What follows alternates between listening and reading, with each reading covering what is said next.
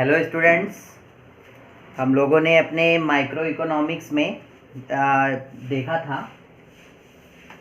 पहले मैं लिख दूं class 11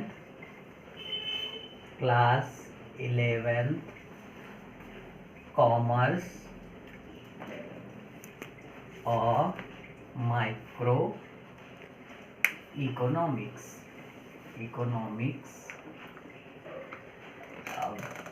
production function and return to a factor. Chapter है production function and return to factor. ठीक है, ये हमारा चैप्टर है production function and return to chapter part 2 है। मान लो कि आज हमारा सेकंड वीडियो सेकंड है उसका प्रोडक्शन फंक्शन का। तो यहाँ पे हम लोगों ने पिछले उसमें देख लिया था कि फिक्स फैक्टर क्या होते हैं, वेरिएबल फैक्टर क्या होते हैं, प्रोडक्शन क्या होता है, शॉर्ट टर्म प्रोडक्शन क्या होता है, लॉन्ग टर्म प्रोडक्शन क्या होता है। ये सारी चीज़ें हम लोगों ने यहाँ पे अपने पिछले वीडियोस में देखा था। तो आज हम लोग बात करेंगे इसी में प्रोडक्शन फंक्शन में रिटर्न टू फैक्टर में। इसमें कुछ टर्मिनोलॉजी है, उसके बारे में बात करेंगे। तो सबसे पहले हमारा है TP total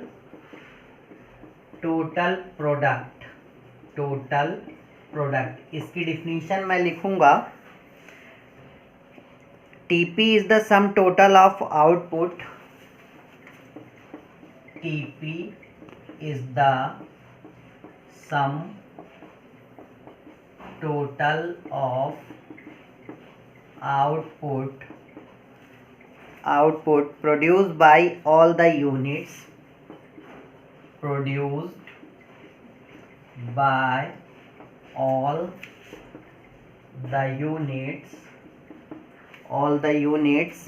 of a variable factor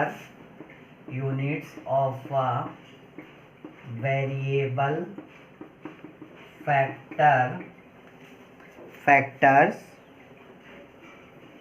along with some constant fixed factor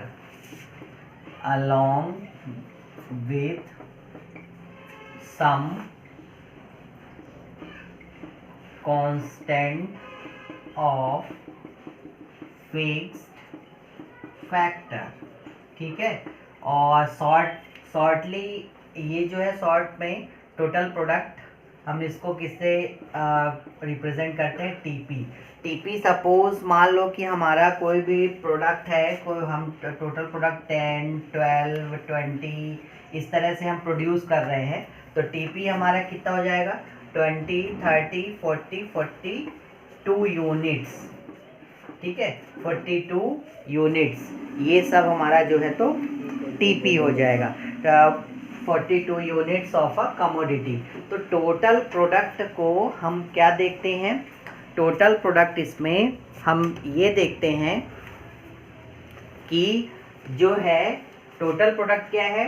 सबसे पहले यहाँ पे देखेंगे TP is the sum total of output, मतलब सभी जितना प्रोडक्शन हो रहा है, जितना प्रोडक्शन हो रहा है उसका सभी का टोटल, जितना प्रोडक्शन हो रहा है उसका सबका सम, मतलब सबको हम ऐड कर देंगे, सम टोटल।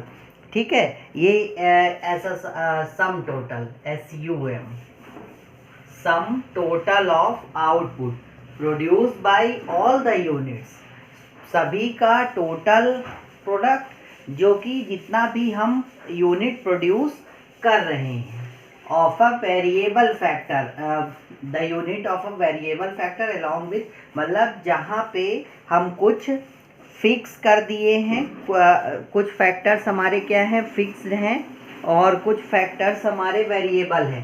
तो हमने दोनों को मिलाया है, मतलब फिक्स फैक्टर भी है और वेरिएबल फैक्टर है। फिक्स फैक्ट तो इसको हम लोग क्या कहेंगे, और हम लोग सिंपल लैंग्वेज में इसको कैसे समझेंगे कि फिक्स फैक्टर और वेरिएबल फैक्टर के कॉम्बिनेशन से जितना भी गुड्स प्रोड्यूस होगा वो सारे गुड्स जो है टोटल प्रोडक्ट कहलाएंगे। मतलब जो फिर से समझेंगे, फिक्स फैक्टर वेरिएबल फैक्टर के कॉम्बिनेशन से जितना भी प्रोडक्शन हम करेंगे वो सब हमारा कहलाएगा टोटल प्रोडक्ट। तो आई होप आप लोगों को समझ में आया होगा। फिर से मैं बताता हूँ, यहाँ पर टीपी और इसको हम लोग टीपी में डिनोट करते हैं टोटल प्रोडक्ट। टोटल प्रोडक्ट ये कहलाता है कि फिक्स फैक्टर और वेरिएबल फैक्टर से के कॉम्बिनेशन से जितना भी प्रोडक्शन हम करते, जितना भी गुड्स हम प्रोड्यूस करते हैं, जितनी भी क्वांटिटी हम प्रोड्यूस करते हैं वो सब मिलाकर हमारा टोटल प्रोडक्ट कहलाता है। ठीक है, तो इसको आप लोग नोट कर लीजिए।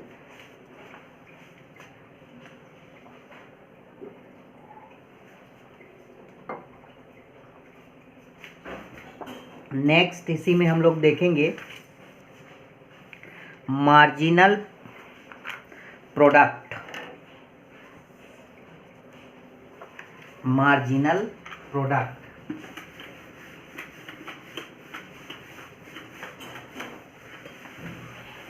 बहुत आसान और बहुत ही सिंपल लैंग्वेज में समझेंगे। MP, MP not for Madhya Pradesh, MP is a marginal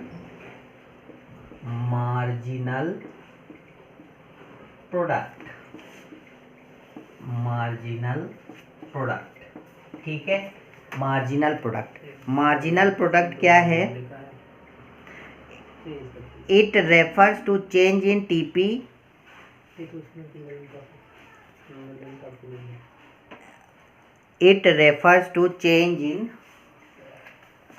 when it refers to a TP refers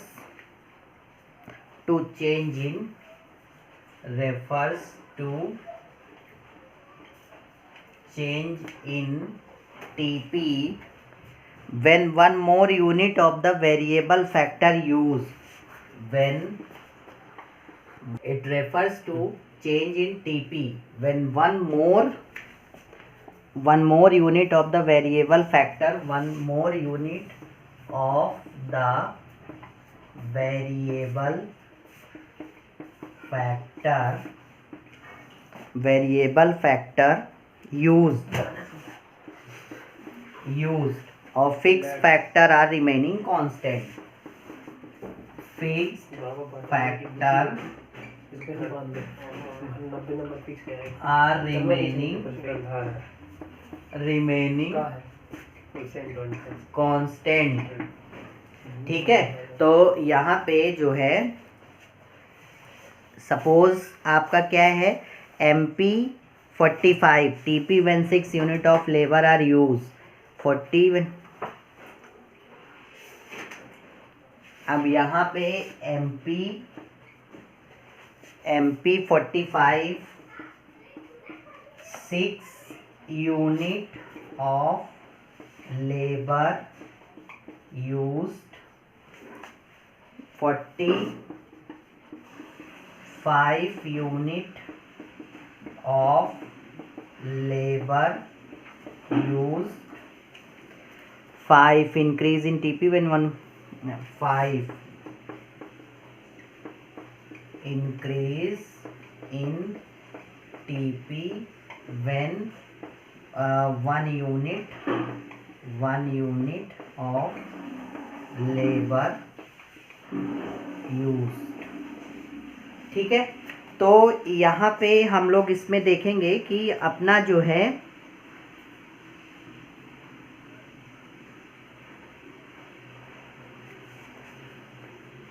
अभी इसको हम लोग अपने चार्ट से समझ लेंगे। पहले हम लोग इसको यहाँ पे देखें इसकी डिफिनीशन कि it refers to change in TP.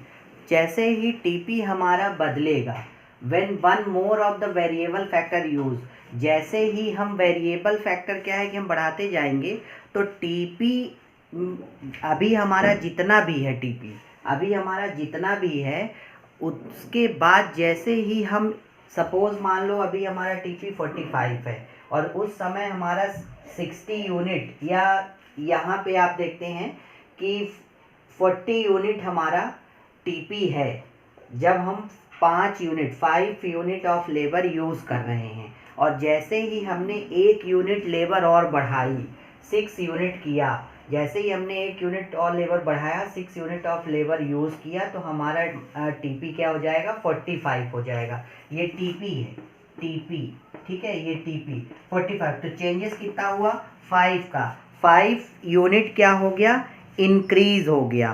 तो इस तरह से क्या होगा कि यहाँ पे जैसे ही हम एक और यूनिट बढ़ाते हैं तो हमारा टीपी जो है बढ़ जाएगा, और धीरे धीरे मार्जिनल प्रोडक्ट क्या होगा, धीरे धीरे घटता जाएगा। और ऐसा होगा कि पहले तो बढ़ेगा, फिर उसके बाद जो है तो कांस्टेंट होगा, और एक समय ऐसा आएगा जब वो निगेटिव हो जाएगा। ठीक है, इसके बाद इसको आप लोग नोट डाउन कर लीजिए कि जो मार्जिनल प्रोडक्ट है वो जैसे ही हम टोटल प्रोडक्ट में 1 यूनिट हम जैसे ही बढ़ाएंगे, वैसे ही जो है मार्जिनल प्रोडक्ट हमारा बढ़ जाएगा, टोटल प्रोडक्ट बढ़ जाएगा। ठीक, तो इसमें अब हम लोग नेक्स्ट देखते हैं एपी। इसको अभी जैसे ही ग्राफ बनाएंगे, चार्ट बनाएंगे, चार्ट से और सारी चीज़ें क्लियर हो जाएगी। पहले आप लोग इसके ये डिफिनीशन लिख लीजिए, एवरेज प्रोडक्ट, एवरेज प्रोडक्ट में क्या है, AP is output per unit of the variable factor. Average product per unit of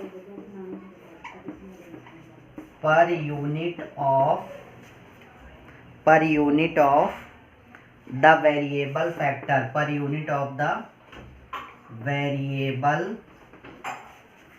factor, per unit of average product per unit of the variable factor. तो AP क्या है, AP is equal to TP upon L. ठीक है, L क्या है, labour या variable factor, मतलब हम लोग पर यूनिट निकाल लेंगे कि हमको जो हमारा टोटल प्रोडक्ट था उसमें हम जितना हमारा वेरिएबल था, लेबर था, उसको जैसे ही डिवाइड करेंगे तो हमारा क्या निकल आएगा, एवरेज प्रोडक्ट निकल आएगा। एवरेज प्रोडक्ट निकालने के लिए हम क्या करेंगे, average product per unit of the variable factors, physical output per unit of the variable use the process of production. ठीक है, तो इसको आप लोग नोट डाउन कर लीजिए। एक हम यहाँ पे ग्राफ बनाते हैं, चार्ट बनाते हैं, तो उससे मैं उससे आप लोगों को बहुत ही अच्छे तरीके से समझा दूंगा। ठीक है,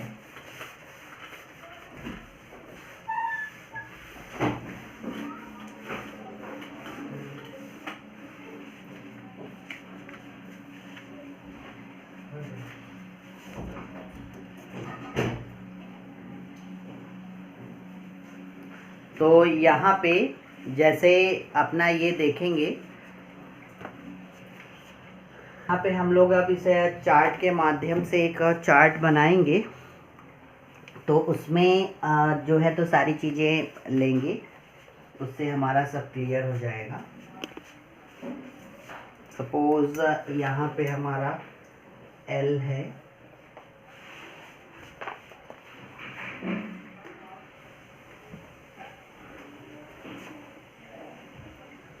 लेबर यूनिट ऑफ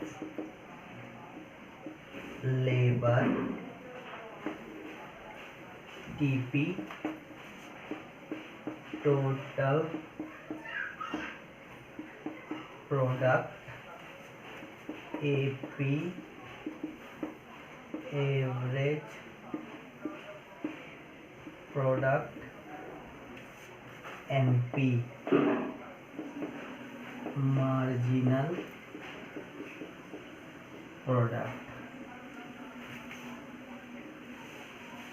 तो 1 2 3 4 5 6 7, ठीक है, 1 2 3 4 5 6 7।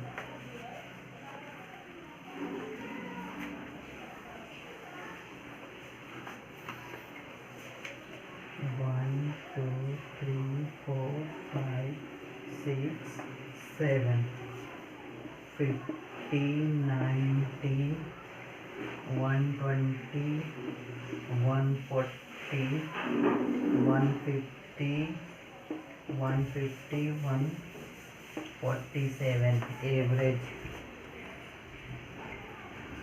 50 divide by 1 90 divide by 2 120 divide by 3 140 divide by 4 150 divide by 5 150 divide by 6 147 divide by 7।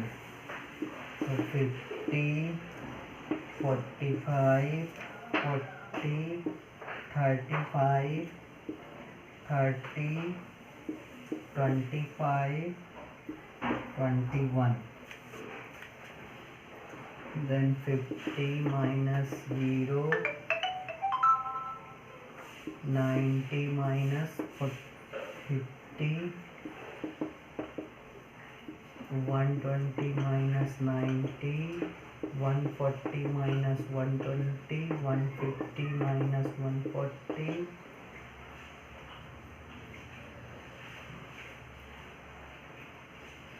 150 minus 150 147 minus 150।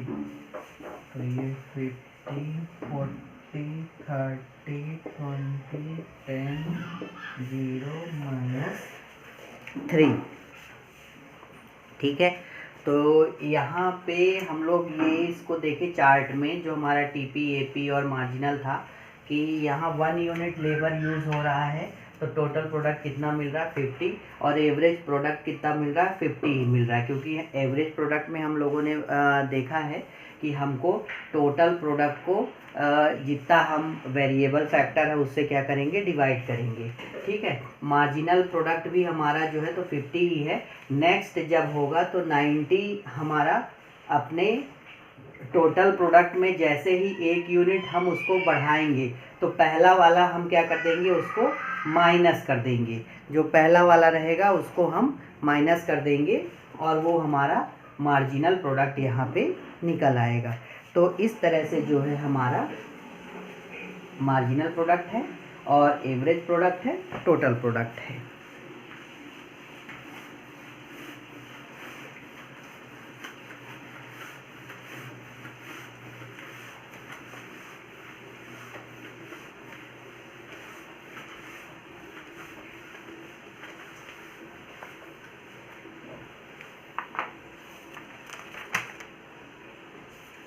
अब इसका जो है तो हम लोग एक ग्राफ बनाएंगे, law of return to factor. Return to factor देखेंगे,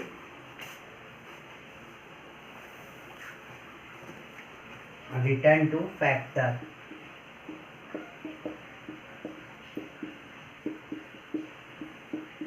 return to factor, the law of variable proportion, the law of variable proportion, ठीक है। तो लॉ ऑफ वेरिएबल प्रोपोर्शन क्या कहता है, it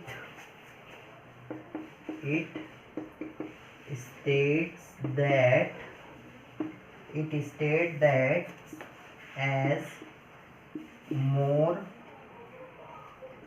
and more of the variable factor is combined with the fixed factor marginal product of the variable factor may initially rise but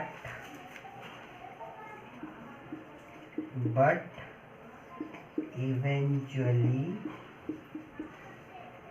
a situation must come when marginal product of the variable factor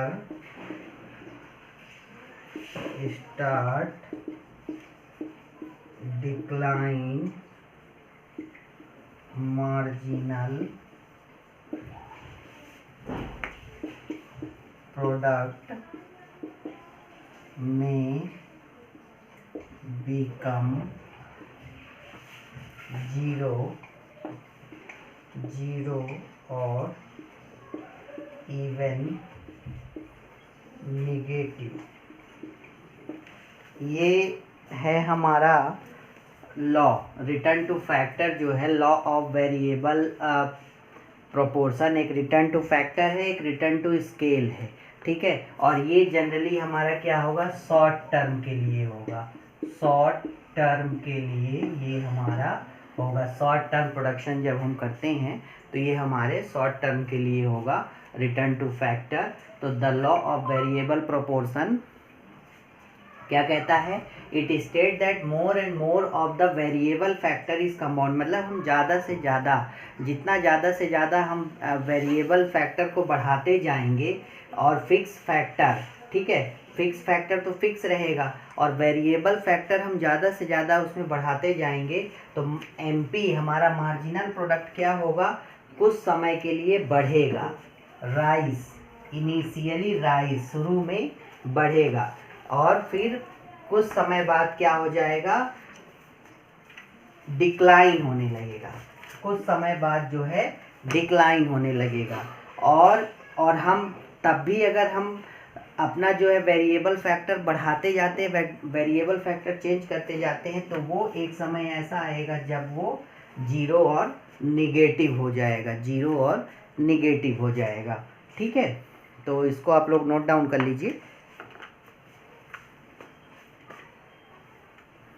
जैसे fix factor तो fix हो गया, variable factors को हम लगातार बढ़ाते जाएंगे, तो वेरिएबल फैक्टर्स जैसे ही बढ़ाते जाएंगे, लगातार बढ़ाते जाएंगे, तो मार्जिनल प्रोडक्ट क्या होगा, कुछ समय के लिए बढ़ेगा, फिर उसके बाद जो है तो वो डिक्लाइन होना चालू होगा, घटेगा, डिक्रीज होगा और एक सिचुएशन ऐसी आएगी जब वो जीरो हो जाएगा और जीरो के बाद वो निगेटिव होने लगेगा।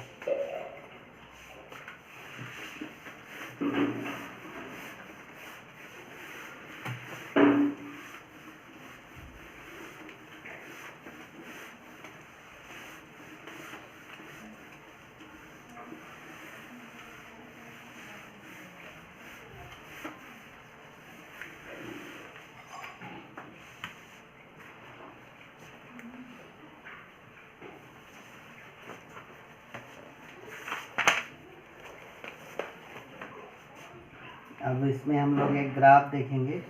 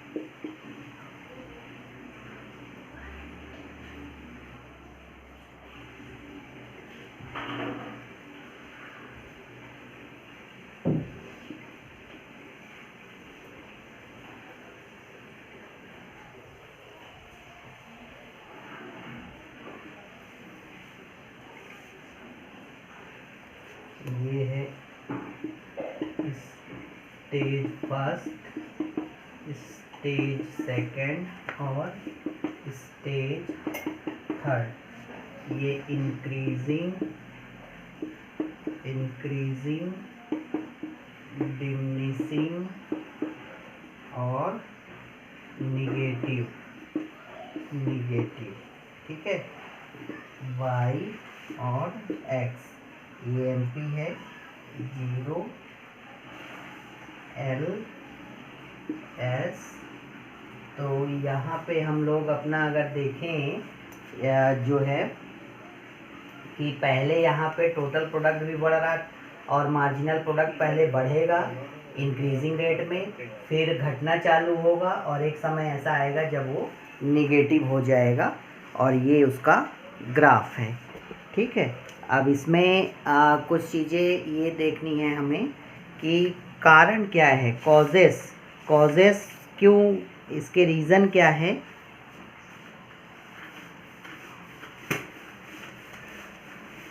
बढ़ने घटने के तो कुछ इसके कॉजेस हैं। Fixity of the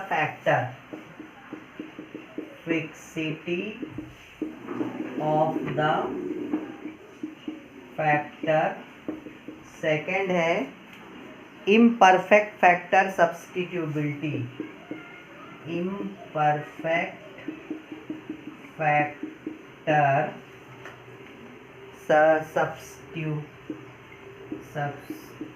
सब्स्टिट्यूबिलिटी। फिर है poor coordination between the factor,